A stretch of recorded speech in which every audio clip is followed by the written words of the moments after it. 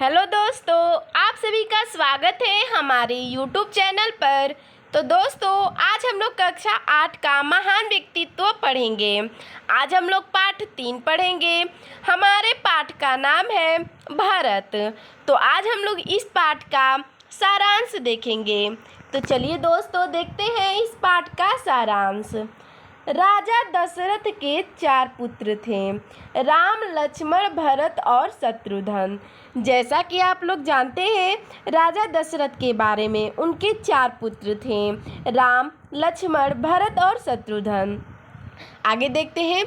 इनमें भरत कैकेयी के पुत्र थे, अर्थात जो भरत थे इनके माता का नाम कैकेयी था। राजा दशरथ कैकेयी से बहुत प्रेम करते थे तथा उसकी प्रत्येक बात मानते थे। जो राजा दशरथ थे वो भरत की माता अर्थात कैकेयी से बहुत प्रेम करते थे और कैकेयी जो बात कहती थी राजा दशरथ उसे मानते थे। ठीक है, आगे देखते हैं। कैकेयी के कहने से ही राजा दशरथ ने राम को वनवास दिया था। यानी कि देखिए, कैकेयी ने ही कहा था कि राजा दशरथ से कि तुम राम को 14 वर्ष के लिए वनवास भेज दो। उसी के कहने पर राजा दशरथ ने राम को 14 वर्ष का वनवास पर भेज दिया था। जिस समय रामचंद्र जी को वनवास हुआ उस समय भरत अपने मामा के यहाँ थे। जब उनको राम को 14 वर्ष के लिए वनवास भेजा गया था तो भरत उस समय अपने मामा के यहाँ थे।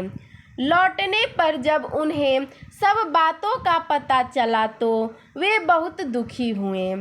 जब मामा के यहाँ से भरत लौटते हैं तो उन्हें सारी बात पता चलती है कि जो रामचंद्र जी अर्थात राम जी हैं उनको 14 वर्ष के लिए वनवास भेज दिया गया है।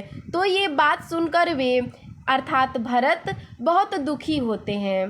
उन्होंने सोचा कि अब लोग यही कहेंगे कि भरत ने राजगद्दी के मोह में राम को वनवास दिला दिया। अब सोचते हैं भरत की अब लोग कहेंगे कि राजगद्दी की मोह माया में, राजगद्दी की लालच में राम को भरत ने 14 वर्ष की वनवास भेज दिया होगा। राम के वन चले जाने के दुख में राजा दशरथ की मृत्यु हो चुकी थी। जब राम जी 14 वर्ष के वनवास के लिए जाते हैं तो उसी समय राजा दशरथ की मृत्यु हो जाती है। भरत ने अपने पिता के सब धार्मिक कार्यों को पूर्ण किया। प्रजा, ऋषियों, मुनियों और विद्वानों ने भरत से राज्य करने का आग्रह किया। देखिए दोस्तों, क्या होता है कि जब उनके पिता की मृत्यु हो जाती है तो भरत जो होते हैं वो सारे धार्मिक कार्यों को पूरा करते हैं और जो प्रजा, ऋषि और मुनि और विद्वान होते हैं वो भरत से राज्य करने का आग्रह करते हैं कि अब सारा राज्य आप संभालिए। तो आगे देखते हैं क्या होता है। उन्होंने भरत से कहा, राजा दशरथ ने मरते समय यही आज्ञा दी थी कि आप अयोध्या के राजा बने। देखिए दोस्तों, कहते हैं कि भरत से क्या कहा जाता है कि राजा दशरथ जब मर रहे थे तो उसी समय वो कहते हैं कि ये सारा जो अयोध्या है वहाँ के जो राजा बने वो भरत को बना दिया जाए।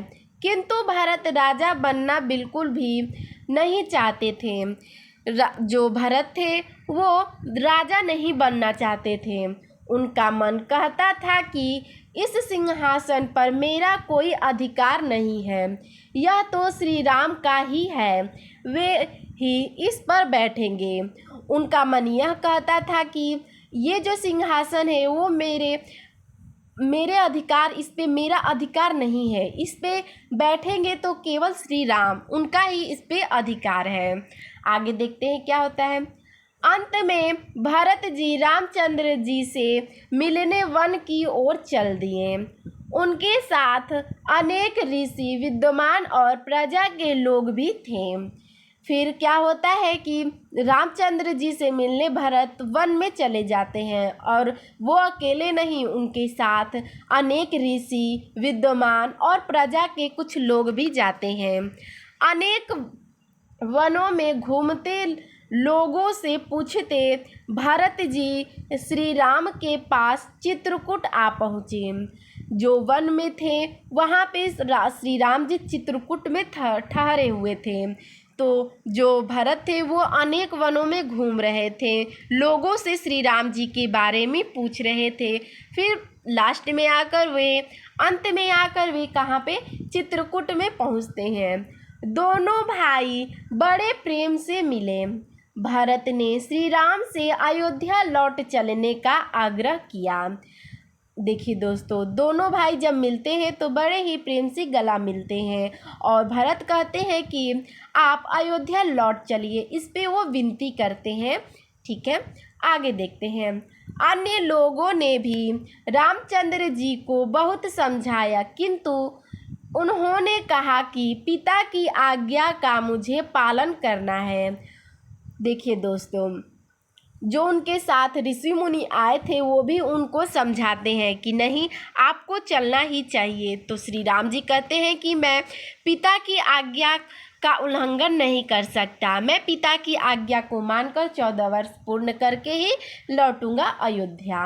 आगे देखते हैं। कई दिनों तक विवाद होता रहा। भरत और श्री राम दोनों में से कोई भी अयोध्या का राजा बनने को तैयार न था।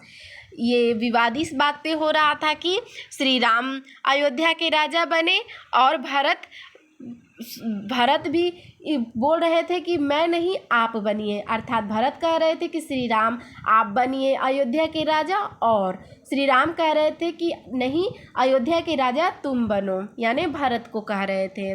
लेकिन इन दोनों में से कोई तैयार न था कि कौन राजा बनेगा। अंत में जब श्री राम ने माने तो भरत ने यह आज्ञा मांगी कि मैं आपके नाम पर राज्य करूँगा। फिर अंत में जब श्री राम न माने तो क्या होता है कि भरत कहते हैं कि ठीक है, मैं तो राज्य करूँगा, पर आपके नाम पर सिंहासन पर आपकी खड़ाऊ बैठेगी, राज्य आपका ही होगा। रामचंद्र जी को अपनी खड़ाऊ देनी पड़ी। भरत अयोध्या लौट आए। ठीक है, आगे देखते हैं। जब भरत अयोध्या लौट आते हैं तो क्या होता है, उन्होंने राज्य सिंहासन पर श्री राम की खड़ाऊ रखी और स्वयं तपस्वी के समान रहने लगे। राम के पीछे 14 वर्ष तक उन्होंने प्रजा की सेवा की। जब 14 वर्ष तक राम नहीं थे तो भरत ने प्रजा की सेवा की। वास्तव में भरत हमारे ऐसे पूर्वज थे जिनके चरित्र में एक भी दोष नहीं है। ठीक है, आइए देखते हैं इस पाठ से हमें क्या शिक्षा मिलती है। भरत जी जैसा भ्रात प्रेम, त्याग और कर्तव्य निष्ठा सभी में होनी चाहिए। अर्थात हमें इस पाठ से यह शिक्षा मिलती है कि जो भरत जी थे उनका जो भाई के लिए प्रेम था, त्याग था और कर्तव्य जो निष्ठ थे वो हमारे देश में सभी के पास होना चाहिए, भाईचारा होना चाहिए। तो दोस्तों, आपको हमारा यह वीडियो कैसा लगा हमें कमेंट में ज़रूर बताइएगा। धन्यवाद।